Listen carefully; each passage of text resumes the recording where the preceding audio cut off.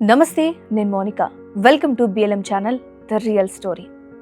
1968లో అమెరికాలో ఒక అసాధారణమైన సంఘటన జరిగింది. అమెరికన్ ఎయిర్లైన్స్ అనే విమానయాన సంస్థ వాళ్ళ విమానాల్లోని అన్ని అటెండెంట్లకు అందరికీ ఒక కొత్త నిబంధన పెట్టింది. వాళ్ళంతా జుట్టుని ఒక పర్టికులర్ లెంత్తోనే ఉంచుకోవాలి అని చెప్పింది. ఈ నిర్ణయాన్ని విమాన ప్రయాణాల్లో క్రమశిక్షణ, వృత్తిపరమైన వైఖరి పెంచడానికి తీసుకున్నామని వాళ్ళు చెప్పారు. అయితే లిలీ లెడ్బెటర్ అనే ఒక మహిళా ఫ్లైట్ అటెండెంట్కు ఇది అన్యాయం అనిపించింది. ఎందుకంటే ఆ నిబంధన సంస్థలో ఉన్న మగ ఉద్యోగులకు వర్తించలేదు. పైగా ఆ మేల్ అటెండెంట్లు అందరూ కూడా వాళ్ళు పనిచేయకపోయినా వాళ్ళ జుట్టుని చాలా పొడవుగా పెంచుకోవచ్చు, కానీ మహిళలకు మాత్రమే ఈ స్వేచ్ఛ లేదు కదా. అప్పుడు లిల్లీ బెటర్ దీన్ని వ్యతిరేకించింది. కేవలం ఇది లింగ వివక్ష మాత్రమే అని ఆమెకు అనిపించింది.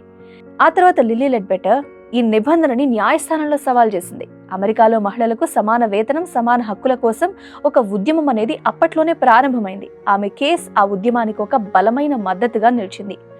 ఆమె కేసులో వాదిస్తున్నప్పుడు ఈ నిబంధన మహిళల పట్ల వివక్ష చూపడమే కాకుండా వాళ్ళ వ్యక్తిగత స్వేచ్ఛను కూడా హరిస్తోంది అని వాదించింది. న్యాయస్థానం చాలా కాలం ఈ కేసును విచారించింది. చివరికి లిల్లీ లెడ్బెటర్ తన వాదన సరైందే అని తీర్పు వచ్చేసింది. కోర్టు ఈ నిబంధనను లింగ వివక్షగా పరిగణించి రద్దు చేసింది. మహిళలు కూడా తమ జుట్టును ఇష్టపడినంత పొడవుగా పెంచుకోవచ్చని పేర్కొనడం జరిగింది. అయితే ఈ సంఘటన కేవలం ఒక ఫ్లైట్ అటెండెంట్ జుట్టుకు సంబంధించింది మాత్రమే కాదు, అమెరికాలో మహిళల హక్కుల పోరాటంలో ఇదొక కీలక ఘట్టం.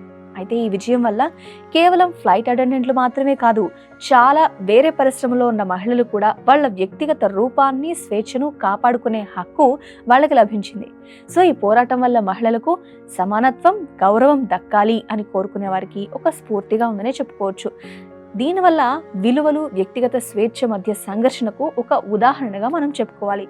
సాధారణంగా మన జీవితాల్లో కూడా ఏదైనా ముందుకు వెళ్ళాలి అంటే ఇలాంటివి ఒక ఇన్స్పిరేషన్గా నిలుస్తాయి. మీరేమంటారు? కామెంట్ రూపంలో తెలియజేయండి. Thanks for watching.